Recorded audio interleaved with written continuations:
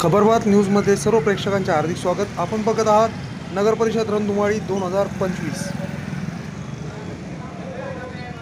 चे सर्व उमेदवार दावे करतायत, परंतु इलेक्शन पुरते नागरिकांमध्ये राहायचं फिरायचं, नंतर कुठेतरी विकासही गायब होतो आणि तो उमेदवारही गायब होतो।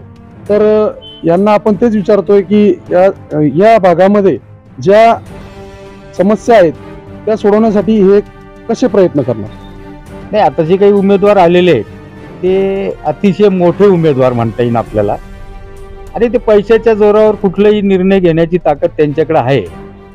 कारण त्यांना विकास करायचा नाही किंवा लोकांना पुन्हा 3 तारखेच्या नंतर लोकांपर्यंत जायचं नाही।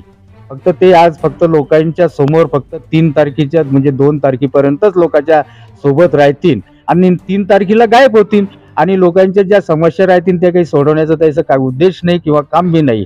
कारण आम्ही जे पाहतो हे जे लोक सांगून राहिले विकास, आज मी ज्या 2001ला ह्या प्रभागातून निवडून गेलो होतो या भागातून, तर त्या 2003 मध्ये मी जिथं उभा आहे ती गल्ली मी केलेली आहे। त्याच्यानंतर आजपर्यंतही या गल्लीचं कोणीही काम केलेलं नाही। अशा गल्ल्या आमच्या 7-8 गल्ल्या तशाच समोरच्या माध्यमातून काम करण्यात आलं नाही आहे। गल्ली आम्ही त्यावेळेस केली, आज ते लोक सांगतील या ठिकाणी की बा ही गल्ली श्रीराम जोरेनंच केलेली आहे आणि ही 2003 मध्ये झालेली आहे। त्याच्यानंतर ह्या आमच्या गल्लीतलं काम झालेलं नाही असे सुद्धा या ठिकाणी प्रभागामध्ये फार मोठ्या जास्ती समस्या आहेत। पण जे काही महत्त्वाच्या समस्या ज्या असतात, नाली, लाईट वगैरे, पाणी वगैरे, हे आम्ही प्रश्न सदाही सोडत आलेलो आहे।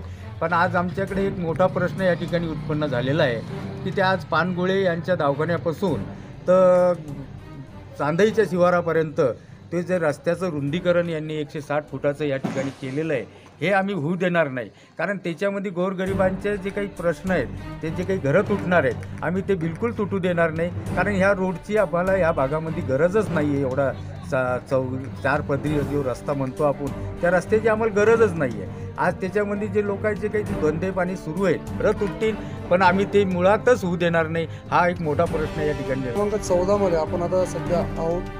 येथे जाणून घेऊ आपण इथले रस्ते, नाल्या याबाबत काही समस्या आहेत। नाल्याचा फार मोठा समस्या या ठिकाणी झालेला आहे। नाली ही 2-2 महिने काढण्यात येत नाही आणि नाही काढल्यामुळं ती चोकअप होती। चोकअप झाल्यानंतर त्याचं पाणी रस्त्यावर येते आणि इतक्या काही मोठा नाल्याचा प्रश्न या ठिकाणी निर्माण झालेला आहे। काही ठिकाणी नाल्यासुद्धा नाही बनलेला आहे। आमच्या बाजूनी मुंगसाजी महाराजाचं मंदिर आहे, त्या मंदिरासमोरून ते नालीचा इतका मोठा प्रश्न त्या ठिकाणी निर्माण झालेला आहे की लोकांचं पाणी जाण्याचं ते नालीचं नियोजनच नगरपालिकेनं किंवा याच्या अगोदर कोणी केलेलं नाही।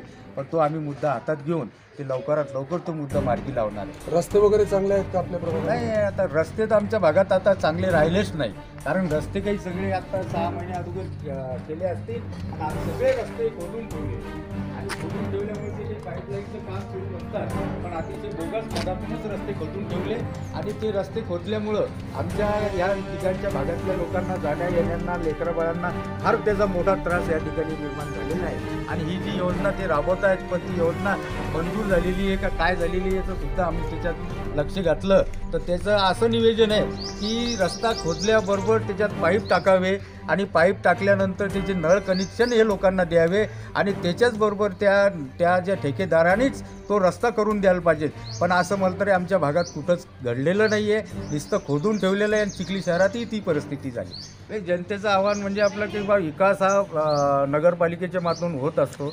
आम्ही तो नगरपालिकेच्या माध्यमातून जे काही महत्त्वाने तो विकास करण्याचं काम या ठिकाणी आम्ही हातात पहिल्यापासून घेतलेलं आहे आणि आता लोकांचे कधी आम्हाला आशीर्वाद मिळाले तर आम्ही हे निश्चित या ठिकाणी पुढं राहून ते काम करण्याचे प्रयत्न या ठिकाणी करणार। चालेल, ठीक आहे। आपण जाणून घेतले श्रीराम जोरे यांच्याकडनं त्यांच्या प्रभागातली समस्या आणि ते जनतेसाठी येणाऱ्या काळात काय करणार याबाबत सविस्तर। मी नितीन बुल्लारे,